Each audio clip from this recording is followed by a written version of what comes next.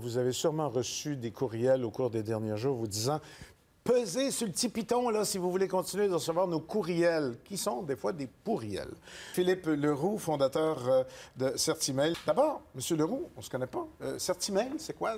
Certimail, c'est une nouvelle entreprise montréalaise qui a été créée justement pour bâtir un service pour aider les petites entreprises à se conformer à la loi. Les petites entreprises qui n'ont pas forcément quelques milliers de dollars à donner à un avocat pour comprendre la loi dans tous ses détails. Donc, on a bâti un standard basé sur les meilleures pratiques de communication électronique pour permettre aux petites entreprises de se conformer à la loi facilement. Vous êtes dans le jus en ce moment, là, vous? C'est un peu intense. C'est un peu intense. L'entreprise a démarré, on a démarré l'entreprise l'automne dernier. Donc, il a fallu développer la technologie, faire toute la R&D, bâtir le standard. C'est fait, on est à la veille de lancer dans quelques semaines. Parce que pas plus tard qu'hier, au Dragon, pas au Dragon, à RD Économie, dans la section Dragon de l'affaire, il y a un des dragons qui disait, oui, on peut avoir, pour des petites entreprises, des stratégies numériques qui n'impliquent pas d'acheter des serveurs, mais juste d'aller chercher des services comme des listes de courriels ou comme des pratiques pour monter des listes de courriels. C'est comme...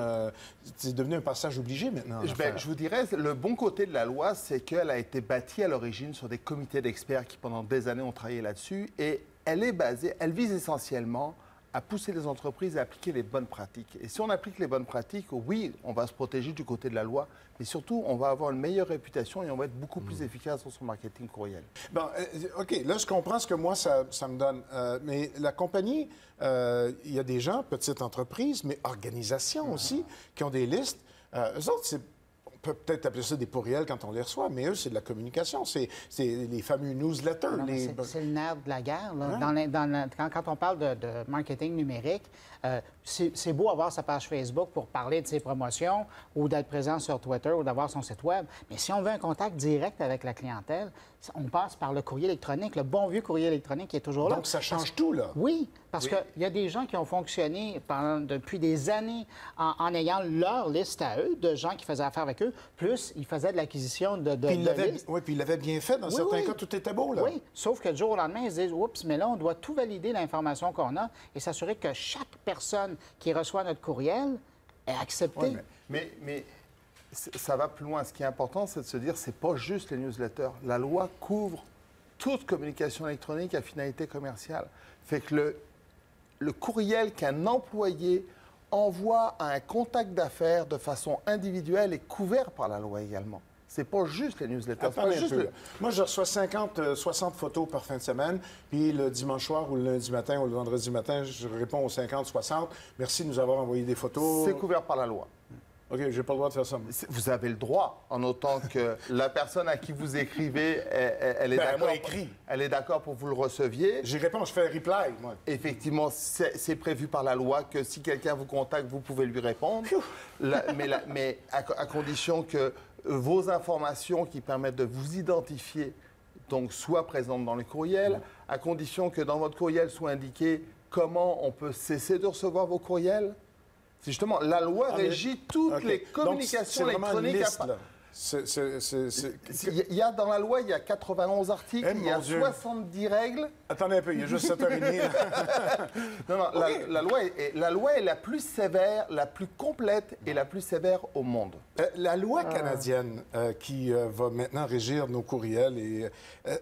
je me trompe ou il y a autre chose, mais c'est parce que là, nous, on est un peu omnibulés puis aveuglés par toutes les inférences que ça a sur nos courriels. Y a-t-il autre chose là-dedans que nous, on ne peut pas voir ou savoir parce que ça ne nous intéresse pas, mais qui est pour l'industrie? Ça couvre toutes les communications électroniques. Courriel, SMS, messages dans les réseaux sociaux. Oui, oui. Ah ouais. Toute forme de communication à finalité commerciale faite par un moyen électronique. Fait qu'en fait, on pourrait dire, ça ne couvre pas le papier, le téléphone et le fax, mais tout le reste. C'est tout. Donc c'est effectivement... Il y a encore des fax? Il semblerait. L'autre aspect, c'est que la loi couvre également tout ce qui est logiciel fourni que les gens peuvent installer. Donc, tout ce qui est les gens qui vendent ou qui fournissent des logiciels, les applications mobiles, les applications de téléphone cellulaire, les applications de tablette sont régies par la loi à partir du 1er janvier 2015. Et à partir du 1er juillet 2017, toute personne qui recevra un courriel qu'elle estime qu'elle n'aurait pas dû recevoir aura le droit d'intenter un recours civil et de demander des dommages et intérêts de 200 $ par adresse, par infraction. La question, est-ce qu'avec ça, on devient, comme tout le monde, meilleur que le reste de la planète ou même pas encore aussi à point que les autres? On devient plus sévère que le reste de la planète. Je dirais pas meilleur parce que la loi, comme toute loi, a ses forces et ses faiblesses, mais on devient définitivement le pays qui met la législation la plus complète, la plus large et la plus sévère au monde par rapport à ces enjeux-là. Et d'ailleurs, effectivement, le CRTC a passé des ententes avec différentes autorités internationales, notamment la FCC aux États-Unis, pour qu'ils fassent appliquer la loi aux entreprises de leur pays qui envoient des messages au Canada. Ce qui est important, c'est que vraiment, les gens à la maison, ils doivent vraiment se sentir visés par ça, parce qu'on parle de l'entreprise, mais il y a aussi l'individu. Le travailleur autonome qui est chez lui, là, dans son salon, et qui envoie un petit message pour vendre ses services, là, il est touché par ça. Je vous dirais que vous avez... On a deux types de spam. On a les messages de vente de faux Viagra, de produits de l'industrie de la photographie, qui en général sont bien, et qui sont faits en volume au niveau international, qui aujourd'hui sont bien gérés par les technologies anti-spam. Et on a beaucoup de gros joueurs au Québec dans le domaine de l'anti-spam. Je pense à Vircom, je pense à Zero Spam et autres, qui aujourd'hui sont capables, on ne les voit plus passer vraiment dans nos boîtes de courriel. Après, le spam qui nous reste, c'est plus la mauvaise pratique. Fait que la mauvaise pratique intentionnelle, donc ces compagnies de formation qui continuent à nous proposer de suivre un stage pour devenir la meilleure secrétaire exécutive qu'on ait jamais vue. Et deuxièmement, fait que ça c'est dans l'intentionnel, la loi va nous en débarrasser immédiatement. Puis il y a aussi toutes les mauvaises pratiques non intentionnelles. Toutes les entreprises, souvent des petites entreprises, qui envoient des messages en pensant bien faire, en pensant que ça nous intéresse et qui sont... Fait que je pense que oui, on va avoir un impact. Ça ne sera pas zéro, mais je pense que ça va avoir un impact important et on va voir ça réduire. Qu'en est-il des boîtes de relations publiques? Il y en est une, lui, je pense. Hein? Oui. qui envoyons des mails aux médias chaque jour. Ouais, qu'en est-il? C'est-tu commercial, ça? Bien, en fait, la loi couvre toute forme de message électronique à finalité commerciale. On peut déterminer qu'un relationniste qui enverrait à un journaliste ou un recherchiste un courriel pour parler d'un de ses clients et d'un de ses produits, qui ne cherche pas à vendre au sens commercial, transactionnel du terme, le produit aux médias, mais pour l'informer, pourrait donc effectivement continuer à le faire sans problème. Elle est là, la nuance. Oui, mais même s'il y a plein de monde qui ne prennent pas de chance, j'en ai reçu, moi, je ne sais pas combien de relations publiques qui me disent restez abonnés, cliquez ici. Et c'est une erreur. C'est une erreur. Ce qui est fabuleux, c'est que les gens sont en train de créer en ce moment un contexte de spam, parce qu'on est inondé de ces courriels-là, il n'y a plus personne qui les lit, alors que la loi précise très clairement que toutes les personnes avec qui on avait établi des relations de communication électronique avant le 1er juillet 2014, nous avons jusqu'au 1er juillet 2017 pour aller chercher un consentement explicite. Fait qu'aujourd'hui, on ennuie tout le monde parce qu'on en reçoit 20 par jour. Oui.